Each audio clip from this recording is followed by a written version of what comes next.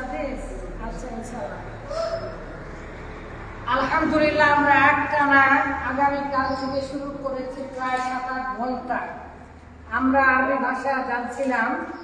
আমরা নিজের প্রায় ভাঙ্গা ভাঙ্গা করে হাঁটু ভাঙ্গা দ আর কান মুসরি ধ আর পেট কাটা মধ্যাহ্ন স, এগুলো ভুলভাবে যেগুলো আমরা শিখেছি সেভাবে করেছি, তাই না?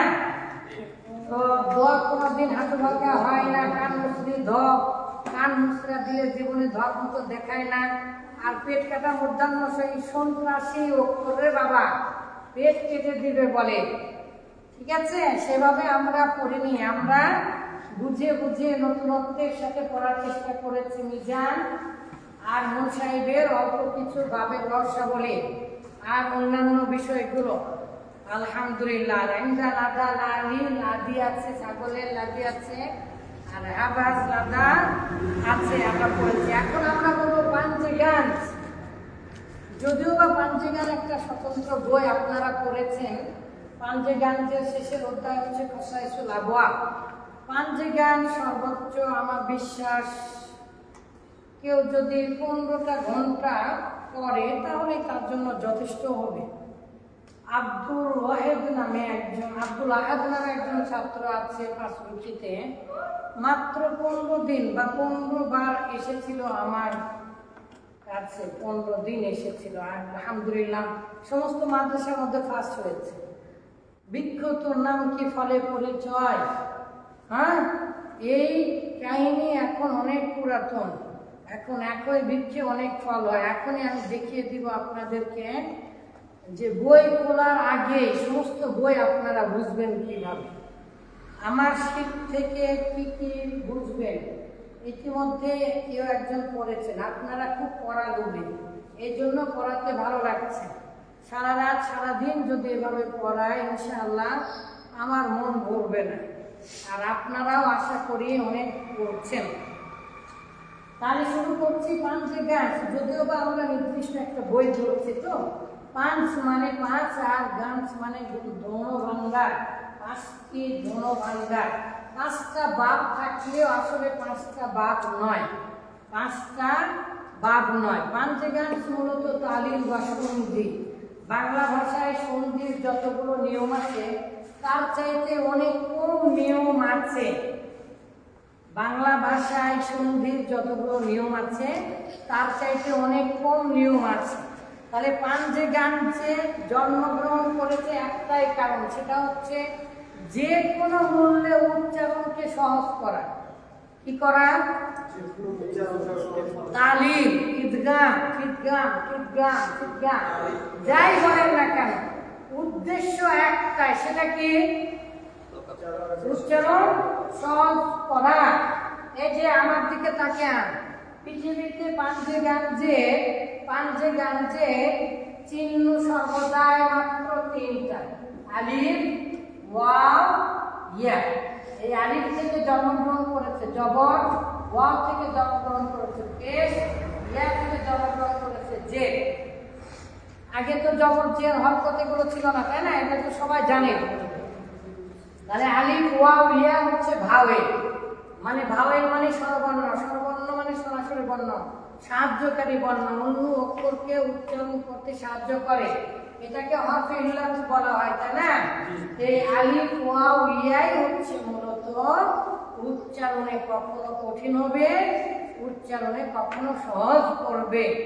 তাহলে পাঞ্জেগান কি জিনিস? পাঞ্জেগান কি জিনিস? পাঞ্জেগান হচ্ছে আলিফ থেকে ইয়া পর্যন্ত যে অক্ষরগুলো আছে, এই অক্ষর দিয়ে আমরা কি গঠন করি? ইসিম, ফেল, হরফ গঠন করি।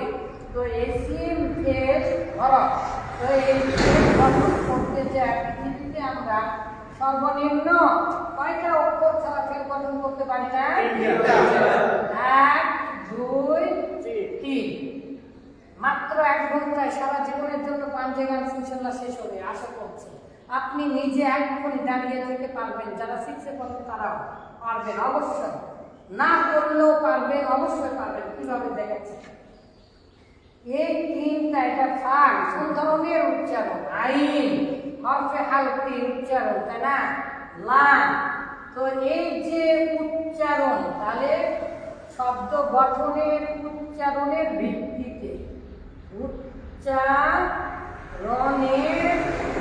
ভিত্তিতে চিন্তা করতে হবে। পাঞ্জাগান বা যখন আমি তালিল করব বা যখন আমি সন্ধি করব, যখন আমি একটা শব্দ আরেকটা শব্দের সাথে মিলিয়ে দিব, যখন একই শব্দের মধ্যে দুটা ধ্বনি, দুটা সাউন্ড মিলাবো, তখন আমরা চিন্তা করব, কি চিন্তা করব? যে শব্দের গঠনটা কিভাবে হয়েছে।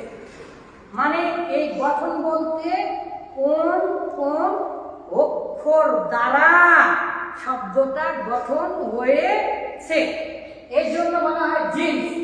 জিন্স মানে জাতীয়তা। জিন্স কিসের জাতীয়তা? শব্দের জাতীয়তা। জিন্স কি? তো তাদের বাড়ি কোথায়? শব্দের জাতীয়তা জিন্স কি এবং তাদের বাড়ি কোথায়? জিন্স মানে কি?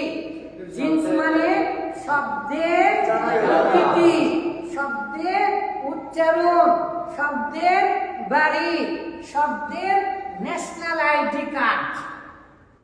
বুঝতে পারেননি? জিন্স মানে শব্দের জন্ম নিবন্ধন। তো তার বাড়ি কোথায়? তার বাপকে, তার মাকে, ঠিক আছে, তার গ্রামের বাড়ি কোথায়? তাহলে জিন্স মানে হচ্ছে শব্দের উচ্চারণের প্রকৃতি, উচ্চারণের স্বরূপ। যেমন ফাআলা, এটা কি? মাঝখানে হরফে হালকি আছে, কিন্তু তিনটাই সহি। সহি আবার আমরা কেন বলি? এখন এই জিন্স বলছে যখন এই পৃথিবীর শব্দগুলো আমরা উচ্চারণ করতে যাব, তখন আমাদের তিন ধরনের উচ্চারণের সম্মুখীন হতে হয়। এক নাম্বার হচ্ছে,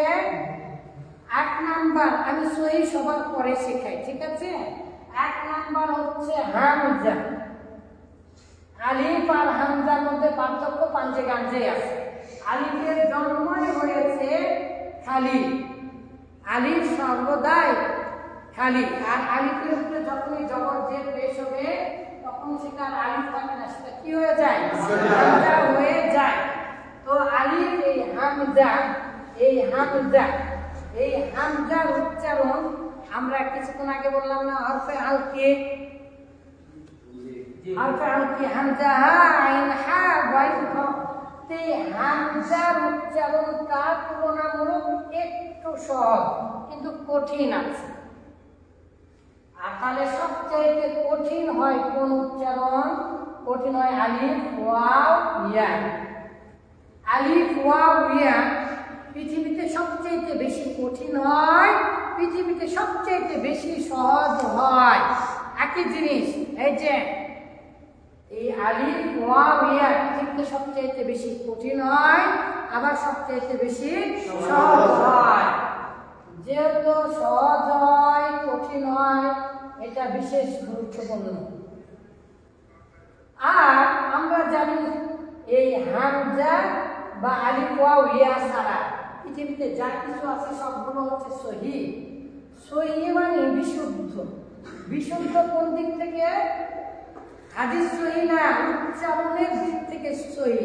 কারণ আমরা জানি বা, তা, সা, জিম, হা, খ এগুলো হচ্ছে এমন একটা শব্দ উচ্চারণ করতে সহজ হয়। যেহেতু শব্দগুলো গঠিত হয় অক্ষর দিয়ে, এই অক্ষরের উচ্চারণের বিবেচনায় আমরা দেখতে পেলাম হয় সেটা সহি। তার মানে হয় হামজা, হামজা হলে একটা হবে, আর আলিফ ওয়াও ইয়া হলে একটা হবে, একটা দেশ হবে। আর হামজা হলে একটা দেশ হবে, সহি হলে একটা দেশ হবে। কি বললাম? জিন্স মানে কি? শব্দের জাতীয়তা বা বাড়ি কোথায়, বা শব্দের উচ্চারণ কেমন হবে। এক এক জেলার মানুষ এক এক ধরনের, এক এক দেশের মানুষ এক এক ধরনের। তো এখন যদি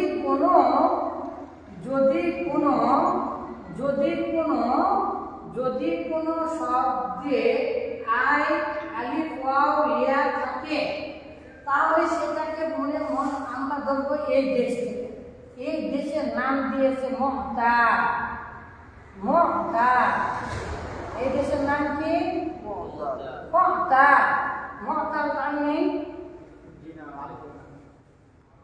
মুআতাল মুআতাল। আচ্ছা, পরে আমরা একটু পরে আমরা দেখছি, আগে বুঝানো থাকে। মাহমুদ মাহমুদ মাহমুদ মানে হামজা হয়েছে, মাফুলের ঠিকানা মাহমুদুল মাফউলুন মানে কি হামজা বিশিষ্ট হয়েছে, মানে যে অক্ষরে হামজা থাকবে তাকে। তাহলে পৃথিবীতে কয়টা অক্ষর সর্বনিম্ন হবে? বা আইন লাম বা 3 অক্ষর, তাই না? তাহলে হামজা তো এখানে আসতে পারে, হামজা এখানে আসতে পারে, হামজা এখানে আসতে পারে। তাহলে মাহমুদ কাকে বলে? যে শব্দের মূল অক্ষরের মধ্যে বা মাদ্দা, শুধু মাদ্দা। তাহলে মাদ্দা গঠন হচ্ছে কিভাবে এই দৃষ্টিকোণ থেকে? তাহলে মাহমুদ কাকে বলে? যে শব্দের মূল অক্ষরের মধ্যে, মূল অক্ষরের মধ্যে একটা হামজা হবে, দুটা হামজা হবে, তিনটা হামজা হবে। তিনটা হামজার কোনো শব্দ পৃথিবীতে নাই। তো ফা কালেমায় হবে, আইন কালেমায় হবে, লাম কালেমায় হবে, যেখানে হোক না কেন যদি শব্দের মধ্যে হামজা থাকে তাহলে তাকে বলবো মামিদ। তার বাড়ি কোথায়? তার বাড়ির নাম হচ্ছে, তার গ্রামের নাম হচ্ছে মামুদ। আর যদি কোনো শব্দে আলিফ ওয়াও ইয়া থাকে তাহলে তার নাম হবে মুআতাল। ইল্লাত, তো ইতল বা ইল্লাত বা মুআতাল শব্দটা আর প্রকৃত অর্থ কি মাত্র ভুলে গেলাম। মানে এটা হচ্ছে, এটা উচ্চারণটা কঠিন হবে এই শব্দ না হলে। কোন শব্দ? এই যে কিছুক্ষণ আগে বললাম, আলিফ থেকে জবর, আর জের থেকে ইয়া থেকে জের, ওয়াও থেকে পেশ। এই শর্তে যদি না হয়, এটা হচ্ছে জন্মগত শর্ত। জবর থাকলে তারপরে আলিফ থাকবে, জের থাকলে তারপরে ইয়া সাকিন থাকবে, পেশ থাকলে তারপরে ওয়াও সাকিন থাকবে, যেটা আপনারা জানেন মাদের হরফ। আর এই জবরের সাথে সম্পর্ক আলিফ, জেরের সাথে সম্পর্ক ইয়া, পেশের সাথে সম্পর্ক ওয়াও। সব সময় এই তিনটা কথাই বলবো। এখন আসে সহি, তাহলে কি? হামজা আলিফ ওয়াও ইয়া সারা সহি। এখন সহি হবে 2 প্রকার। একটা হচ্ছে একই সহি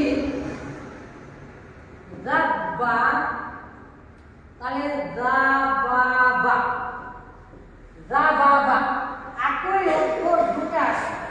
আর একই অক্ষর দুটো আসলে ওটা একটু ধাক্কা মারা। এগুলো অসংখ্য ক্লাস আছে, তো আমি তাড়াতাড়ি পড়াতে চাচ্ছি। দুটা অক্ষর মিলা তাসদীদ দেওয়া যায়, হ্যাঁ? তাহলে এরকম দুটা অক্ষর সহি, দুটা সহি অক্ষর যদি একই সাথে আসে তাহলে সেটার উচ্চারণ একটু ভারী। তাহলে সবচাইতে উচ্চারণ সহজ কোনটা? সহি। কিন্তু যেহেতু এখানে মুযাফ মানে গুণ হলো, মুযাফ মানে কি? মুযাফ মানে গুণ, বিক্র হলো, সহি বন্ধ দুটা হয়ে গেল, এই জন্য এটাকে বলছে মুযাফ। তাহলে সহি হচ্ছে 2 প্রকার। একটা হচ্ছে জেনুইন সহি, যেখানে একই জাতীয় দুটো হরফে সহি থাকবে না, যেখানে হামজা থাকবে না, যেখানে আলিফ ওয়াও ইয়া থাকবে না, তাকে বলা হচ্ছে সহি। আর সহির যদি কোনো অক্ষর একই শব্দ একই অক্ষর দুটো থাকে তাহলে তার নাম হবে মুযাফ।